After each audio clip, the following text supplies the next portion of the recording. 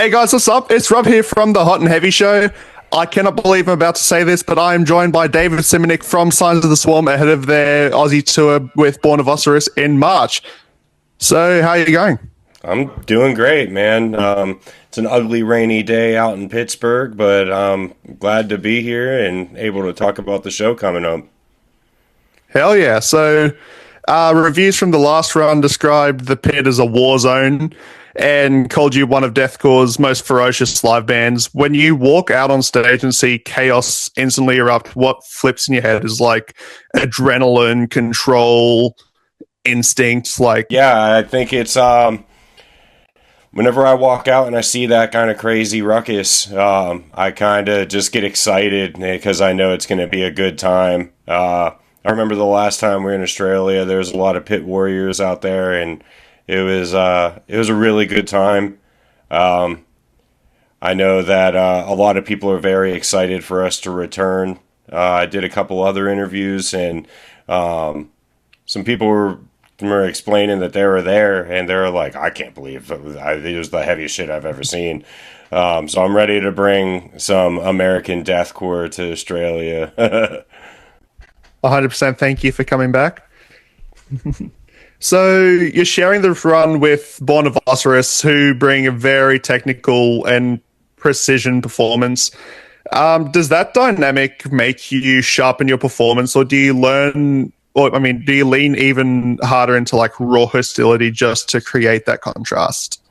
Honestly, we just keep doing our own thing. This will be our second time touring with Born of Osiris. We toured around, it was a little bit after COVID. We toured with them, Shadow of Intent, and Sentinels. So we did a tour and we just were ourselves and we blended in pretty good. This time around, I anticipate we're just going to play Signs of the Swarm hits and just keep going, just keep doing our usual stuff. Yeah, hell yeah, that's so sick. So the tour hits Adelaide, Melbourne, Brisbane, Sydney, like back to back to back to back. Did I get that right? Yeah.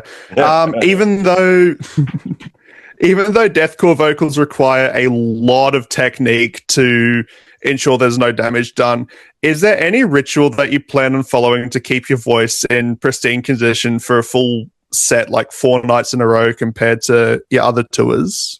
Honestly, dude, I do this so much. It's pretty much just like second nature for me. I really don't have like a routine. A lot of people have put a lot of thought into it. I kind of lean into this thing that my buddy Kyle Mendina told me from Body Snatcher. He said, stop thinking about it so much. And I did, and now I just kind of go on stage. I just do it. I vibe out. I have a good time feeding off people's energy. Obviously, like staying hydrated and normal body conditioning. Like I kind of do like cardio before every tour. But to be pretty fair, this is like a very short run for us compared to what we're usually used to. Oh, okay. Yeah, like we're used to kind of doing like 6 to 7 weeks of tour with like maybe 3 days off. So this is just gonna be a lot of fun. The joke between me and the guys is like this is just a paid vacation. We get to go hang out with everybody. So it's cool, but there's really nothing that I kind of do that is noteworthy, I'd say. Yeah, okay. No, fair enough. So Australia's heavy scene doesn't do passive crowds, like you said before yourself. So, like, especially when you're hitting Adelaide's Lion Arts and the Manning Bar in Sydney, those rooms get violent very, very fast. Yeah. Do you approach Australian? Do you approach the Australian shows differently, knowing the energy is going to escalate like super quick, or do you like No, I just rely or keep. not rely? I kind of just stay doing my own thing, man. Like me and the guys, we kind of have our own, like persona of like what people would just anticipate from us, and it's just us being ourselves.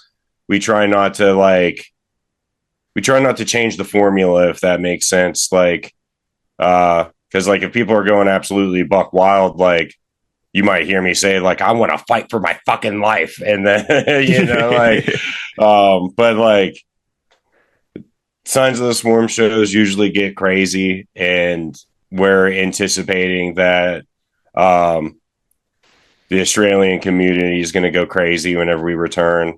And we're looking forward to that a lot. Oh, we will be going crazy. Don't you worry about that.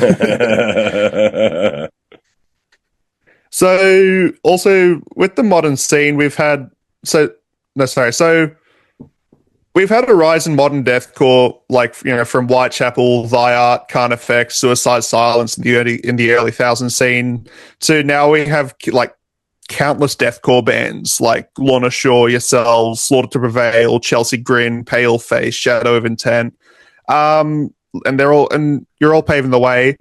As someone in this growing deathcore scene, if you had to put together your own big four of deathcore, whether it be earlier or modern, who's on your list?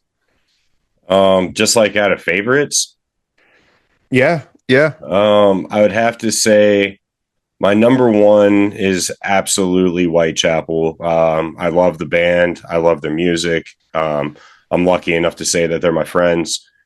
I actually just released a cover of them today, which is kind of funny. My number two, I would have to say it's an Australian band. I don't know if like you'd say that they're deathcore, but I think that they're like some of the people that paved the way, at least in my book. It's the Red Shore. I absolutely love that band. I still spin their records like weekly. Like it's like Seed of Annihilation, like that album, like that one's great. Garden of Impurity, Misery Hymns, like so many good classics. Number three, I'd have to give it to my boys in Lorna. I've loved their discography for every era. It's been great. Like they just keep climbing and climbing and setting new. They're breaking the glass ceiling of deathcore. So like, they're just absolutely phenomenal people. And another band I'm lucky enough to say are my friends. And the fourth one, I'd have to say Thy Art Is Murder, just because like they've been like kind of like a good engraving band for me. I always like was like I need to do that. I need to like kind of be on that level of like vocal skills, you know. Plus I toured with them and they're great, you know. But yeah, those would be my top four, for sure. So you're heavy on the Aussie scene for sure then. Dude, honestly, like I'm pretty versed in the Aussie scene. Like older bands, Signal the Firing Squad, Disentomb. I love those guys. It's not deathcore, but like shit, they're absolutely crazy. There's a newer band that I just found that's from down your way too. Their name's Zeolite. They're pretty fucking sick. I just like messaged them being like, damn, you guys are awesome. You rip. Great band. Also my friends Into the Grave, like those guys are such sweethearts.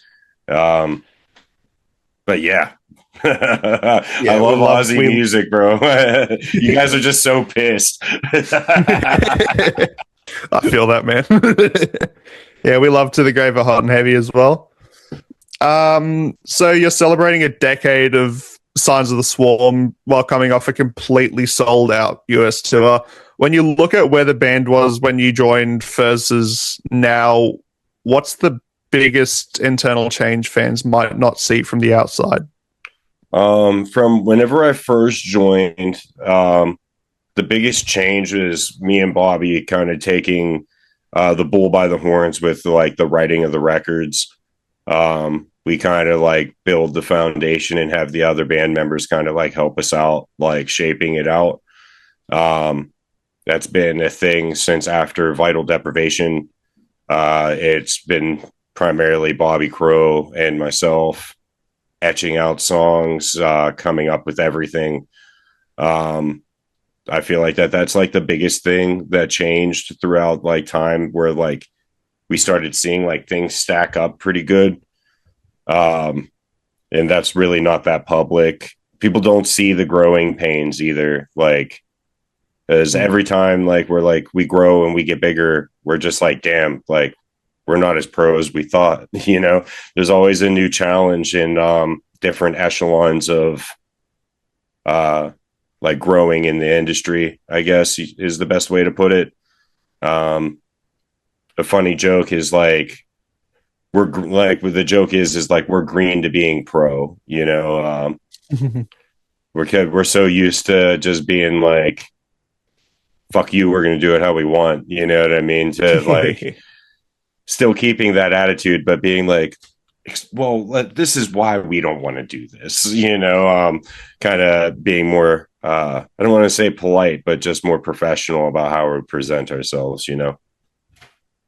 Yeah, okay. Yeah, sick. So 10 years into the band's career, do you feel Signs of the Swarm is still chasing something, or have you hit a point where you're defining what modern deathcore is supposed to look like live? Oh, that's a tough one. I wouldn't say that like we're chasing something, because like the only thing that we're chasing is to keep making music and stay capable of what we're doing, you know. I'd say like that's the biggest goal that we continue chasing. But like we do feel like that we need to represent the genre in an appropriate way, to where there's good limelights to it, you know. It's just there's always room to improve, but without losing the root of like what you did, you know. And I think that's like the best way to answer that one. Yeah, okay. These are some good questions. Oh, thank you so much. Yeah, these are some good questions. These are some new ones. I'm like, man, you're hitting me with some deep shit. Thank you so much. So in April and May, you guys are playing alongside fellow deathcore bands Lorna Shore, Paleface. Is there anything you plan on doing to the set compared to the Australian tour where you're playing alongside Born of Osiris, who are more on the prog metal side of things? I think you already answered that question anyway. See, actually. like we're not playing the same set list. We have a shorter time frame, so we're focusing on more of like the current hits and the new album for the Lorna Shore tour. For the Australian tour, we're playing a longer set. We're going to play a little like deep cuts of some new material. Might slide in something we might not have like listed up online. We don't know yet. We have our set built. We've had it built for quite some time, but we also have some alternatives just in case if time's a little bit different. You never know how the day of show goes. You know what I mean? And we run everything on MIDI, so it's like everything's predetermined. It's not like we like make it that day, you know? Yeah, okay then. Yeah, mad. Well, that was my last question. That pretty much sums everything up. Cool. That was quick. All right, well, thank you so much for watching. This has been Robert with Hot and Heavy. Thank you so much to David Simonich for joining. Catch them on their Aussie run with Born of Osiris in March. Thank you so much. Get your VIP. I'll see you there.